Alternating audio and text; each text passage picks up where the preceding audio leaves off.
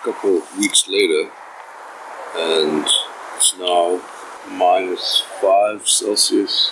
Same combination on, except I have a vest with a hood between the base layer and the Columbia jacket, and on top of that I have the North Face jacket.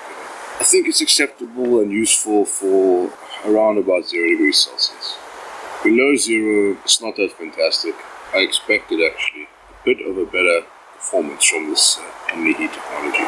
At the colder temperatures, the metallized sections, the dots basically, conducts heat away from your body. When you wear a shell, like a hard shell like this, in cold temperatures, and you don't have enough insulation underneath and you feel the coldness of the shell, you feel that with the aluminum. I would say it's for going to school, it's for walking or moving between a heated environment and through a cold environment, but long-term outdoor use, no. It's not all bad. My initial suspicions or thoughts are confirmed.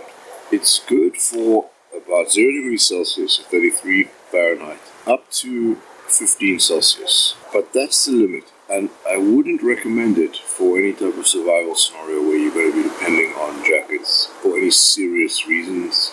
Where it does have an advantage in that temperature range, the 0 Celsius to sort of +15, is that compared to other jackets in around about that price range, $50-60, also the cheaper stuff that you can get for like $30-40, it's about 60% more efficient in that temperature range. So this jacket has a strange performance curve. When it's working well, it's working 60% better than the other jackets in its category.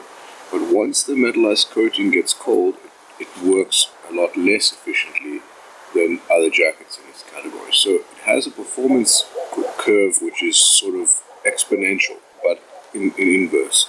So it works really good, and then suddenly it's not working anymore because the metal has gotten cold.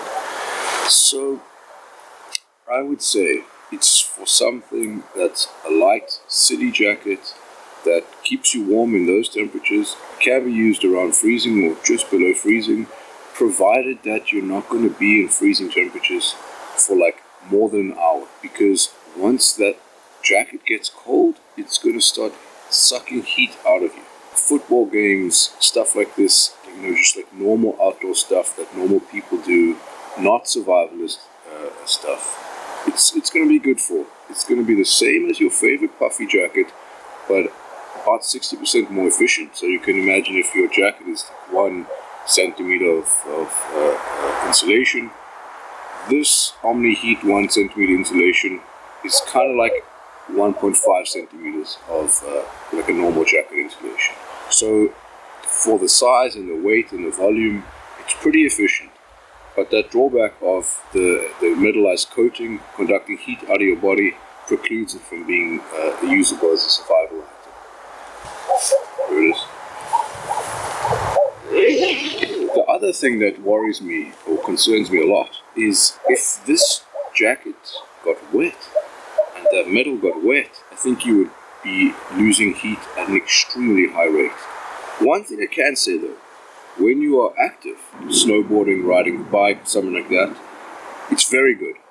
So in terms of keeping you warm during activity, it's like 3 times better than a normal insulation jacket. But the problem is once you stop and once the jacket gets cold, if it gets cold, you start to lose heat like that. It's a pretty weird item. Another thing is that I washed it once and I've used it for a couple of weeks. And I mean, when I say use, I mean weeks outside, meaning sleeping in it, basically constantly in the clothing. That's how I test them. And from one wash and about a month, I'd say, of using it, about 5% of that silver aluminized coating has rubbed off. But I would say that's not a concern. It's not gonna rub off. I've used it very heavily, and it's just a little bit of it has come off in some spots. Where the backpack is, pretty much where the backpack is. It's pretty well adhered onto the rest of the garment. Probably a vapor deposition, maybe, but I don't really know. It also kind of looks like a standard chrome spray paint with primer inside it or some sort of a specialized adhesive mix to make it stick on. A good thing about the metal coating is it sort of stops the wind, So, like I said, between 0 and sort of 15 Celsius, it's useful and it kind of stops the wind, but again, it has that sharp drop-off in performance. A normal jacket will just get colder in a proportional line. This jacket gets colder like this. The graph is like, it's getting a bit colder, and then the aluminum or the metallized coating gets cold, and then whoa, it gets really cold really quick. It seems that we've reached the conclusion of the conclusion, which is that I rate the jacket 6.5 out of 10. Its main advantage is that it's about 60% more efficient thermally than similar jackets in terms of volume. So 1 inch of this insulation with the OMNIHEAT would perform around a 1.5 inch of another jacket with no OMNIHEAT. But if that metal gets cold, you are absolutely fucked. That sharp drop-off in performance totally excludes it from my recommendation as a survival item. Because if you're trying to survive and then suddenly you have something which starts to fuck you as it gets serious, no, that's not bueno. In terms of the whole build quality and so on, I think it's probably worth it. It's definitely better during activity than another jacket without OMNIHEAT of similar weight and similar thickness of insulation.